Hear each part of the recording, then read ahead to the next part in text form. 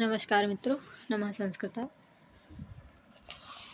अभी तक हम देख रहे थे दर्शन के बारे में। दर्शन काफ़ी चीज़ों को देख चुके हैं और आज हम देखेंगे आगे। भाष्य भाष्य एवं भाष्यकार। भाष्य एवं भाष्यकार ये बहुत ही इम्पॉर्टेंट है, इसको देख लीजिए आप लोग तो बढ़िया रहेगा। ठीक है, यहाँ पे वात्स्यायन का है न्यायभास। ठीक, वात्स्यायन जो है उनका क्या है, न्यायभास। और फिर वाचस्पति में इसका न्यायवार्तिक तात्पर्य। ठीक, उदयनाचार्य का न्याय कुसुमांजलि।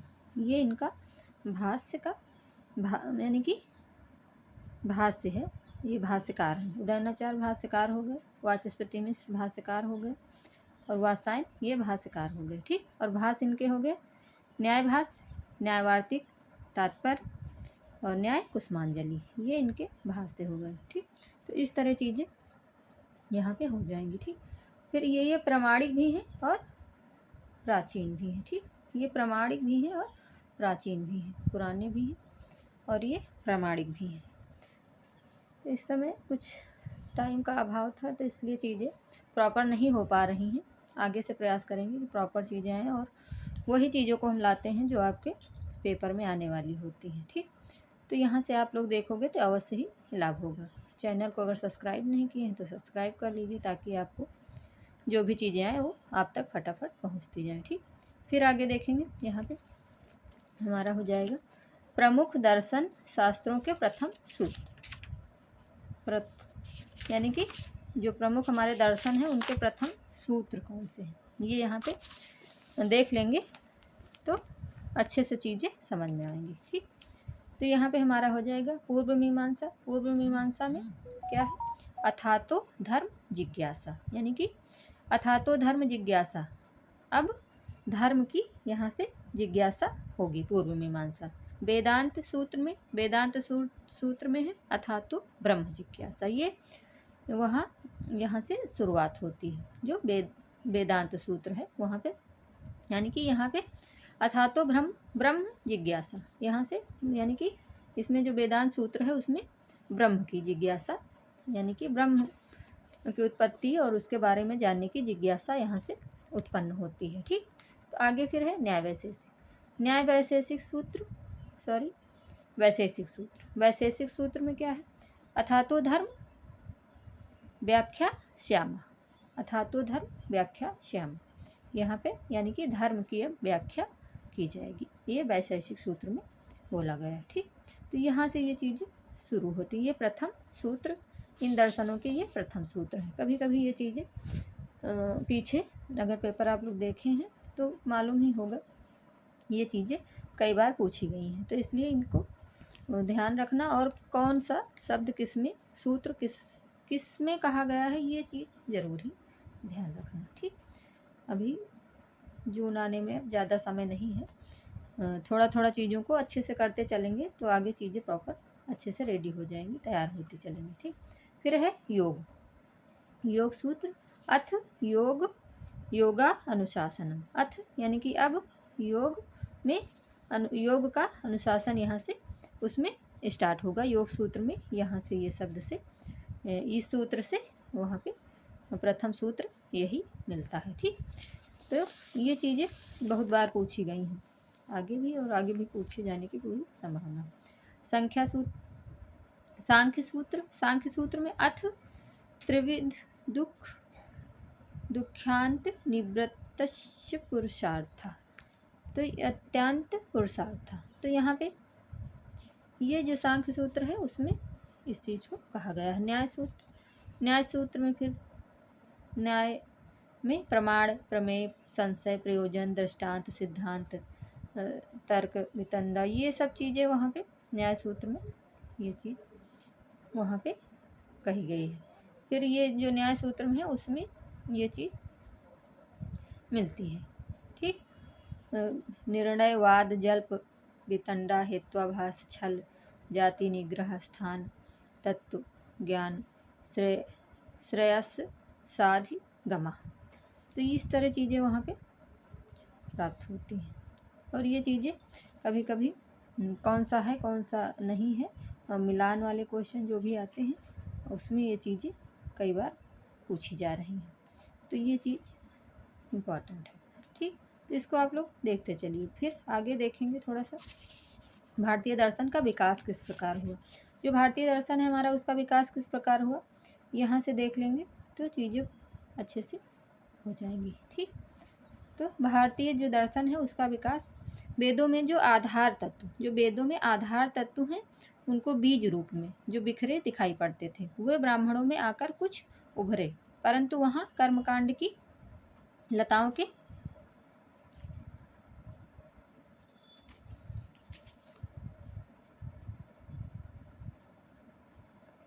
के प्रातानों में फंसकर बहुत अधिक नहीं बढ़ पाए, उसी में यानी कि समिट गए, वहाँ पे वो चीज़ें बढ़ नहीं पाई।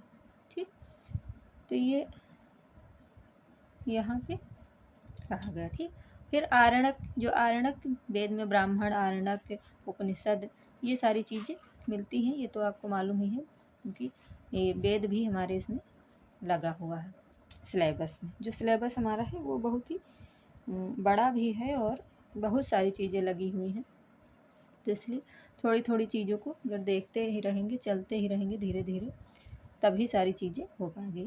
फिर हो जाएगा यहाँ पे आरण्यकों में ये अंकुरित होकर, फिर आरण्यक में ये अंकुरित यानी कि वहाँ से फिर से इनका जो था स्टार्ट हुआ, वहाँ पे अंकुरित होकर उपनिषदों में खूब पल्लवित हुए। जो दर्शन, भारतीय दर्शन का विकास वहाँ से वहाँ उपनिषदों में ज़्यादा जाके आगे प्रचलित हुआ, वहाँ पे ज़्यादा चीज़ें हुई। ठीक, और फिर दर्शनों का विकास जो हम उपनिषदों में दृष्टिगोचर होता है, आलोचकों ने उसका श्री गणेश लगभग 200 वर्ष ईसा पूर्व स्थिर किया था। ठीक, इसका जो हुआ था वो 200 वर्ष ईसा पूर्व इसका विकास हुआ था, ये कहा बताया गया है। ठीक, फिर महात्मा बुद्ध ने यह प्राचीन, महात्मा बुद्ध से यह प्राचीन है। जो महात्मा बुद्ध हमारे हुए, महात्मा बुद्ध का भी जो ग्रंथ वगैरह हैं वो भी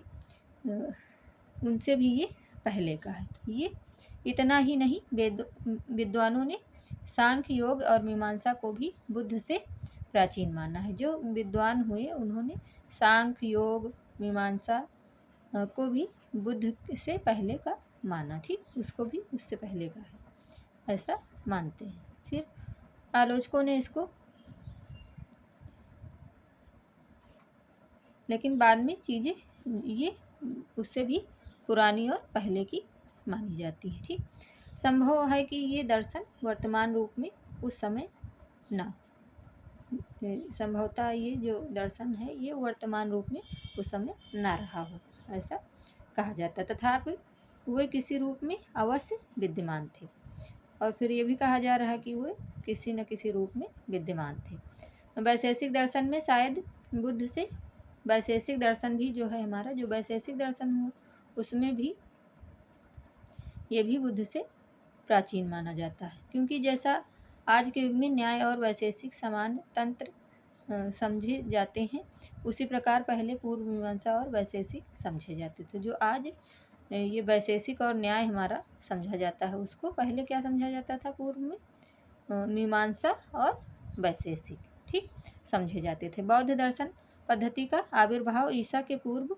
2 वर्ष पूर्व का माना जाता है। जो बौद्ध दर्शन हमारा था वो बौद्ध दर्शन का आविर्भाव ईसा पूर्व से पहले का 200 वर्ष पूर्व का माना जाता है, परंतु जैन दर्शन और बौद्ध दर्शन से भी प्राचीन ठहरता है। ठीक, जो ये बौद्ध दर्शन हुआ ये जैन दर्शन और बौद्ध दर्शन से ये प्राचीन है, यानी कि पुराना है। इसी पुष्टि में यह प्रमाण दिया जाता है, इसको थोड़ा सा एक बार पढ़ना जरूरी है, इसलिए फटाफट इसको पढ़ते चलेंगे कि इसको आप लोग अपने आप से भी देख सकते हैं। ठीक, कि प्राचीन जैन दर्शनों में तो बुद्ध दर्शन न किसी हिंदू दर्शन का ही खंडन उपलब्ध है, यानी कि हिंदू के किसी दर्शन का खंडन उपलब्ध वहाँ पे प्राप्त नहीं होता है। महावीर स्वामी जो जैन संप्रदाय के प्रवर्तक माने जाते हैं, जो महावीर स्वामी हुए हमारे वो जैन दर्शन के प्रवर्तक माने जाते हैं, वह भी बुद्ध से प्राचीन है। ठीक, जो वो है वो भी बुद्ध से प्राचीन है। कभी कभी ये चीज़ें भी ज़रूरी हो जाती हैं कि कौन किससे पहले का है, कौन किसके बाद का है। अतएव तो ये चीज़ें यहाँ से अगर देख लोगे तो भी चीज़ें याद रह जाएंगी वहाँ पे। ठीक, तो अतएव जैन दर्शन का बुद्ध दर्शन से प्राचीन होना युक्ति युक्त अनुमान है। भारतीय दर्शनों का ऐतिहासिक क्रम निश्चित करना कठिन है। जो भारतीय दर्शन है उनका ऐतिहासिक क्रम निश्चित करना है उनको, यानी कि सीरियल से लगाना कठिन है, यानी कि नहीं कर सकते हैं, ऐसा बताया गया। जो दर्शन का विकास हुआ, इन सब भिन्न भिन्न दर्शनों का लगभग साथ ही साथ समान रूप में प्रादुर्भाव एवं विकास हुआ। जो ये जो सारे हमारे दर्शन है, दर्शन शास्त्र जो भी हैं हमारे, ये उपनिषदों में इनका आविर्भाव हुआ। उसके बाद से ये बुद्ध से, जो बुद्ध हैं महात्मा बुद्ध, उनसे प्राचीन माने जाते हैं और तभी से इनका प्रादुर्भाव भी हुआ, यानी कि उत्पन्न, यानी कि वहीं से स्टार्ट हुआ और इसका विकास वहीं से स्टार्ट हो गया। ठीक, तो इस और प्राचीन हैं ये 6 दर्शन, जो हमारे 6 दर्शन हैं जो हमारे इसमें लगे हुए हैं सिलेबस में, वो हमारे प्राचीन दर्शनों में उनकी गिनती गणना होती है। वो हमारा हो जाएगा न्याय वैशेषिक, पहला हमारा हो जाएगा न्याय वैशेषिक, सांख्य योग, मीमांसा और वेदांत। ये 6 हमारे प्राचीन दर्शनों में इनकी गिनती होती है। गीता का कर्मवाद भी इसके समकालीन है। जो गीता है हमारी, गीता यानी कि भगवत गीता, उसका भी कर्मवाद जो है वो इसके समकालीन है। षड दर्शनों को आस्तिक दर्शन कहा जाता है और वे वेद की सत्ता को मानते हैं। जो हमारे वेद की, यानी कि वेद की बातों को, वेद को लेके चलना, वेद को मानना, वेद में जो कहा गया उनका उनके साथ चलना, उन चीज़ों को मानना, तो वो आस्तिक दर्शन हो गए। और जो नहीं मानते हैं उनको क्या कहते हैं? नास्तिक दर्शन। जैन बौद्ध ये जो हैं उधर ये नास्तिक हैं, और ये हमारे न्याय वैशेषिक सांख्य योग मीमांसा वेदांत ये हमारे हो जाते हैं आस्तिक दर्शन में आते हैं। ठीक, वो वेद की सत्ता को मानते हैं। हिंदू दार्शनिक परंपरा में विभिन्न प्रकार के आस्तिक दर्शनों के अलावा अनीश्वरवादी और भौतिकवादी दार्शनिक परंपराएं भी विद्यमान रही हैं। ठीक, ये ईश्वर को भी मानते हैं, कोई कोई भौतिकवादी भी हैं। तो इस तरह ये आस्तिक दर्शन में इनकी गणना होती है। नास्तिक दर्शन हमारे वही है जैन बौद्ध और चारवाक, ये नास्तिक दर्शन में इसकी गणना होती है। जो ये वेद की सत्ता को नहीं मानते हैं कि वेद कुछ भी नहीं है, वेद तो ऐसे ही है और इसको पंडितों ने बना दिया है, ये कर दिया, ये सारी चीज़ें वहाँ पे प्राप्त होती हैं चारवाक दर्शन में। ठीक, चारवाक दर्शन भी बहुत ही अच्छा है, उसको पढ़ने में बहुत ही आनंद आता है। चलिए आगे देखते हैं। आगे है हमारा फिर भारतीय दर्शनों के संदर्भ में प्रामाण मीमांसा, तत्व मीमांसा और आचार मीमांसा। ये यहाँ पे प्रमाण मीमांसा और आचार मीमांसा। फिर प्रमाण मीमांसा के बारे में देखेंगे। प्रमाण मीमांसा हमारा जो है वहाँ पे प्रमेय अर्थवाद विषय का यथार्थ ज्ञान अर्थात प्रमा के लिए प्रमाण की आवश्यकता होती है। जो प्रमा होती है उसके लिए प्रमाण की आवश्यकता होती है। चारवाक लोग केवल प्रत्यक्ष प्रमाण मानते हैं। जो हमारा चारवाक दर्शन है वो सिर्फ प्रत्यक्ष को ही मानता है, बाकी और किसी चीज़ को वो नहीं मानता है। जो है सो है, वो सिर्फ इतना ही मानता है। बाकी जो हमारे और दर्शन है, आस्तिक दर्शन है, वो ईश्वरवादी हैं, भौतिकवादी हैं, तो वो चीज़ों को मानते हैं कि ईश्वर है, ये है, वो है, ऐसा है, वैसा। लेकिन जो हमारा चारवाक है ये सिर्फ प्रत्यक्ष प्रमाण मानता है। विषय तथा इंद्रियों के सन्निकर्ष से उत्पन्न ज्ञान प्रत्यक्ष ज्ञान कहलाता है। जो प्रत्यक्ष ज्ञान है वही सिर्फ है। ठीक, हमारी इंद्रियों द्वारा प्रत्यक्ष दिखाई पड़ने वाला संसार ही प्रमेय है। जो हमारी इंद्रियों में दिखता है वही चीज़ें प्रत्यक्ष प्रमाण वहाँ पे मानते हैं। ठीक, तो इस प्रकार ये हो जाएगा। इसके अतिरिक्त अन्य पदार्थ असत हैं, यानी कि जो इसके अतिरिक्त है वो चारवाक लोग जो होते हैं वो मानते हैं इसके अतिरिक्त जो है वो असत्य है, यानी कि असत्य है, सत्य नहीं है। ठीक। आँख, कान, नाक, जीभ और त्वचा के द्वारा रूप, शब्द, गंध, रस एवं स्पर्श का प्रत्यक्ष हम सबको होता है। ठीक।